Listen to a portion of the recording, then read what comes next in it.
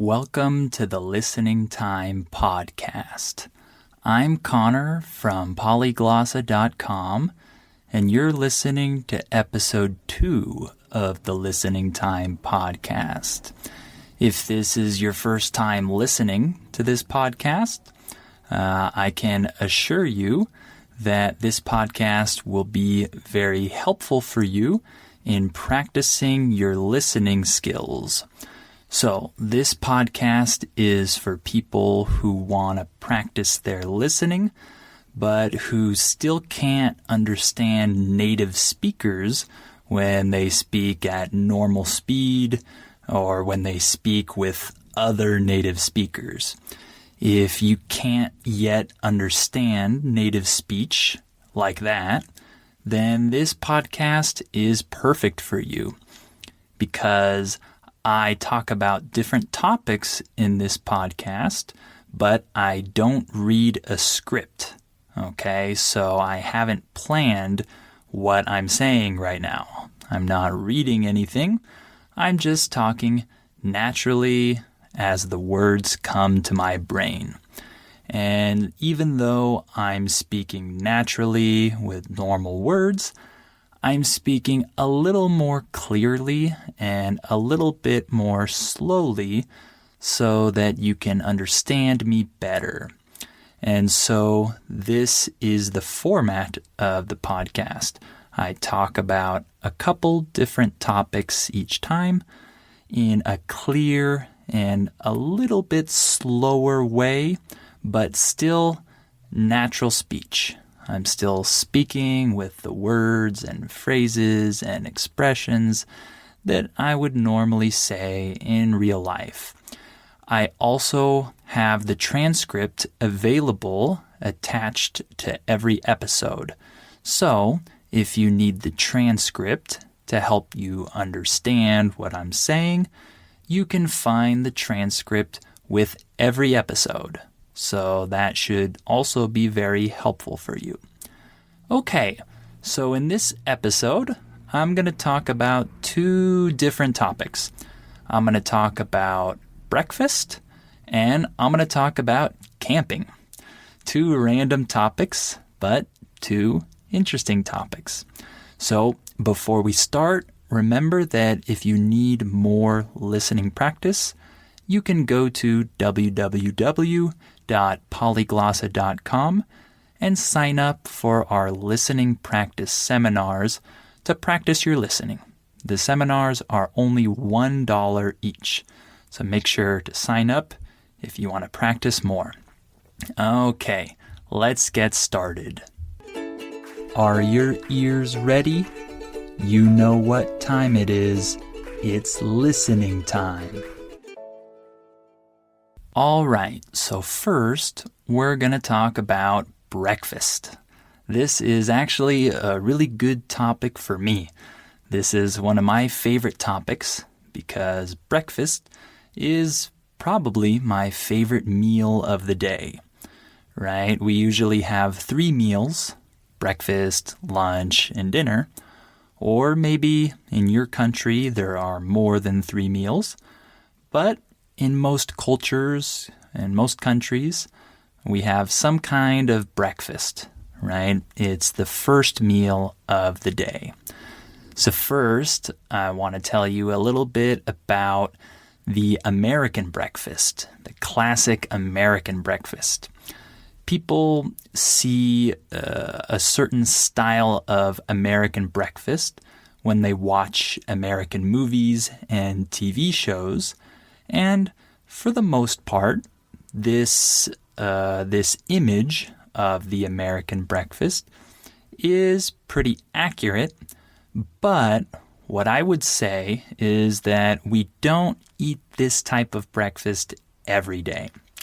So, on Monday, Tuesday, Wednesday, Thursday, Friday, on weekdays, most Americans don't have time to make a big breakfast, right? We have to get ready, we have to prepare ourselves for our day at work, and we don't have a bunch of time to cook breakfast in the morning. So many Americans tend to make a simple breakfast, or they might not even cook anything. They might just eat cereal and milk, right? When I was in elementary school, middle school, and sometimes when I was in high school, I would eat cereal for breakfast. I loved cereal, and it wasn't a bad breakfast. I actually enjoyed this. I'm sure many of the listening time listeners, probably enjoy cereal as well. It's good. There's a reason why it's so popular among people everywhere in the world. Some of my favorite breakfasts were, Honey Nut Cheerios, Apple Cinnamon Cheerios, Apple Jacks, a lot of different cereals. But many Americans eat cereal on the weekdays, but on the weekends, we like to eat a bigger breakfast. You've probably seen the American breakfast in TV shows or movies where the family sits down and eats eggs and bacon and pancakes and all kinds of things like that.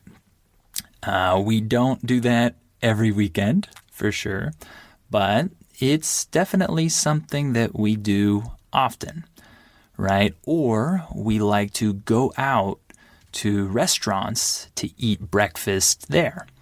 So maybe we don't want to cook pancakes at home, but we want someone else to cook pancakes for us. So we go out to some breakfast restaurant on Saturdays or Sundays. This is pretty common. I did this a lot when I was growing up with my family, or even as an adult. I still do this a lot. So breakfast in other countries besides America is very different, right? I haven't traveled to many countries, but in the countries where I have traveled to, I've noticed big differences in the type of breakfast that people eat. So in Europe, for example, breakfast is very small, right? I was really surprised when I first went to Europe, when I was in Spain and in Portugal. I realized that breakfast is not a big meal there, right? If you're from Europe, you know exactly what I'm talking about. For many Europeans, breakfast is simply a piece of bread with some butter or jam, toast, I should say, buttered toast or toast with jam, or some kind of sweet bread or something like that, plus orange juice or coffee, right? And that's it. Maybe in France, people might just eat a croissant and a cup of coffee or a small espresso, and that's it. For me, as an American, that's tough. That's not easy for me to eat and not eat anything else, right? I want a little bit more than that. But I know that some people don't want to eat that much for breakfast, right? I understand that. And I'm sure some of my listeners in other places around the world have even different styles of breakfast, not just like American or European, but something else that I just don't know. So I'd be interested to learn about breakfasts all over the world. And my typical breakfast is kind of like an American breakfast, a typical American breakfast. Nowadays, my wife usually cooks me eggs, bacon, and maybe even hash browns or toast or something like that. Hash browns are potatoes that we eat for breakfast. I don't really know how to describe them very well. They're kind of fried, or maybe they're not. I don't know, but they taste very good. You've probably seen them before. They're called hash browns. So I sometimes eat that. And usually we also eat some fruit for breakfast. So mango, papaya, apples, something like that. Or maybe yogurt, maybe a little bit of vegetables. There's different options, but I definitely love my bacon and eggs for breakfast. I love that combination. So that's one of my favorite breakfasts. And then in regards to coffee is another big part of our breakfast. Not me personally, but Americans in general. People tend to drink a pretty big cup of coffee in the morning. You've probably seen that before. They don't normally just drink small espresso shots. People often drink a big mug of coffee. A mug is the type of cup where you put hot drinks in, like tea, coffee, hot chocolate, etc. It's that cup that has the circular handle on it. This is called a mug. So Americans often drink a mug of coffee. I don't drink coffee in the morning. I like coffee, but it's not part of my morning routine. So for me, it's not that typical. And lastly, the time of breakfast. People eat breakfast at different times in different countries. I know that in some countries, breakfast might be earlier. In some countries, breakfast might be later. I don't really know when the typical breakfast begins for Americans, but I think it depends on people's schedule.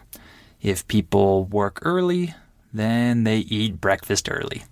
If they start work late, then they might eat breakfast later. I think that's how it usually is, and I think that's how it is in many places probably. But breakfast is often said to be the most important meal of the day. I don't know if this is true or not, and I've heard many people say that we don't need breakfast. A lot of people like to fast in the morning and not eat until later. All right, to fast means to not eat food. And people who do that will probably tell you that breakfast is not very important. So, I don't know. I don't have an opinion about that, but I like breakfast.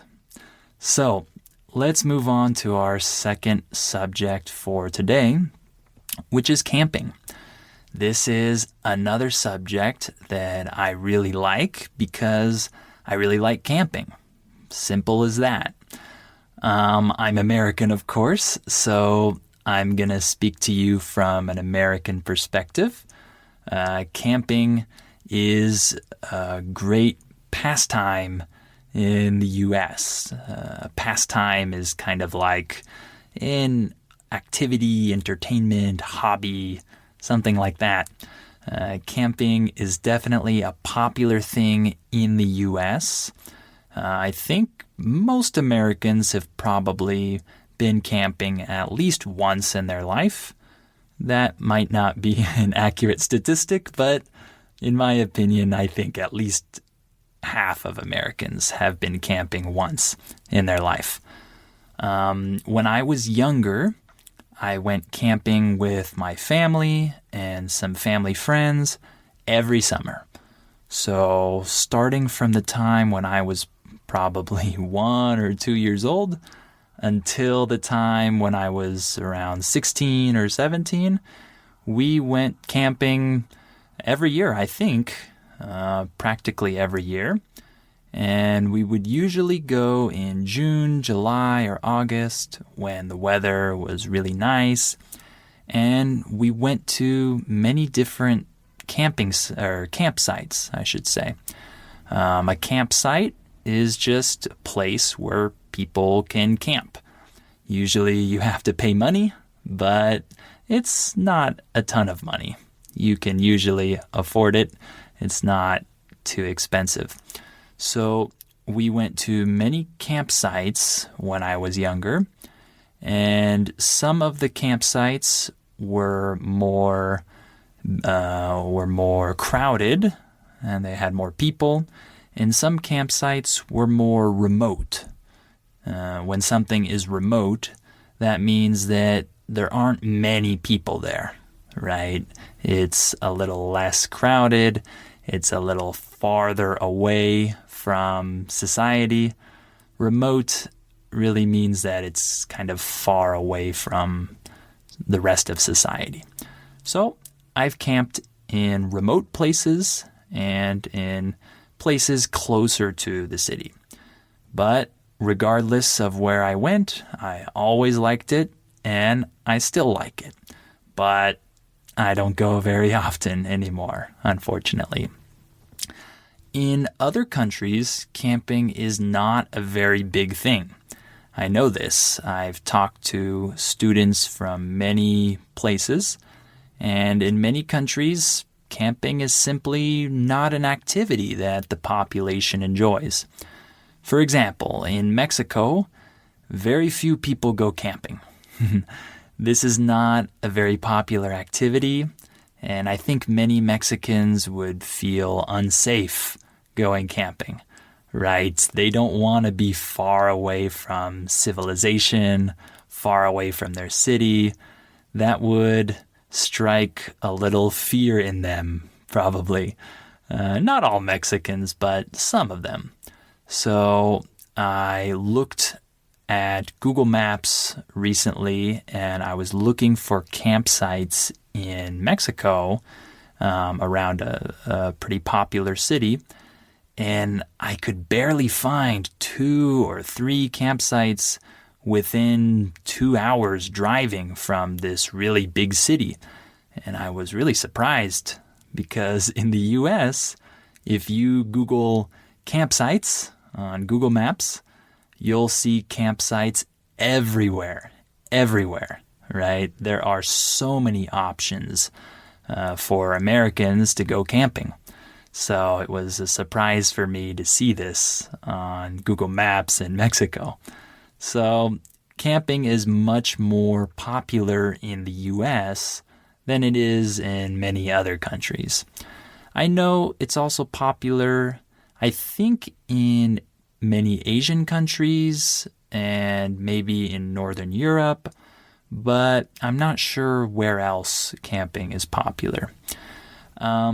In terms of my experience or my love for camping, I would say that the reason why I like camping so much is the spirit of camping. That's what I'll call it, the spirit of camping, right? What I'm talking about is the act of leaving civilization, leaving the city, and going into nature and surviving and being there without a lot of appliances and tools and electronics and everyday things, just being there with your tent and your fire and of course a few tools and just enjoying the atmosphere, enjoying the environment. For me, this is a really fantastic feeling. It's relaxing and it's fun. I think this is actually really fun. I like doing activities when I camp. For example, I love going hiking when I camp. I love going fishing, for example. These are activities that you can enjoy in nature, in the peace and quiet. They're really fun, in my opinion. Maybe some of you might think that fishing or hiking is boring, but for me, I don't know. They're really fun activities, and I especially like doing them because I'm in nature. I think that's the main component of the spirit of camping, is being in nature, right? We don't often spend time in nature because most of us live in cities. So when we get the opportunity to go into nature, it's really nice. It's something different, right? I think that this is the reason why I like camping so much. I'm not a great camper. I'm not very good at building a fire or pitching the tent, right? When you pitch a tent, this means that you put the tent up, right? You put it together, right? So I'm not good at pitching the tent or building the fire or doing a lot of other stuff, but I'm happy to help the other people accomplish these tasks, right? I really should learn to build fires and pitch tents better because I want to have this skill, but I've just never paid too much attention to this. I'm always the one helping, not the one leading the effort. But yeah, I really like sitting around the campfire at night as well. This is probably the funnest part of the camping trip, is when it's dark and you're with your friends or family and you're sitting around the campfire and you're roasting marshmallows. If you roast marshmallows, this means that you put a marshmallow on a stick or a skewer, as we call it, and you hold it over the fire until it cooks, right? It turns a little brown, and then you eat it. Or you can combine it with chocolate and graham crackers to make s'mores. You might have heard the word s'mores before. It can be a flavor of ice cream or donut or other things like that. But really, a s'more means the combination of marshmallow, chocolate, and graham crackers. This is a s'more. I love roasting marshmallows, and I love making s'mores. This is one of the best parts of the camping trip for me. And of course, sometimes we tell stories around the campfire, or we play music even. Sometimes people bring their guitar or another instrument, and we have a music session there around the campfire. So there are many things that you can do when you're camping, and these activities are all part of the camping spirit for me. So that's why I like camping, and I hope you do too. Or if you don't, I hope you try camping sometime just to see what it's like, just to have the experience, and who knows, maybe you'll like it. So, we're about done for today. We're done talking about breakfast and camping. Hopefully, these were topics that were interesting for you. I know they're interesting for me. I like breakfast and I like camping. So in the next episode, I'll choose 2 or 3 other topics and we'll talk about them as well.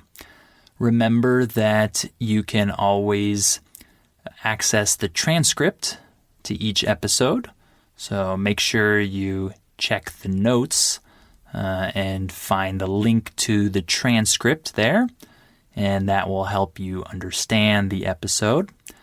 And, of course, remember to sign up for our listening practice seminars at polyglossa.com if you need more practice with your listening. They're only $1. So, thank you for listening to today's episode, and I hope you come back for episode 3 of the Listening Time Podcast.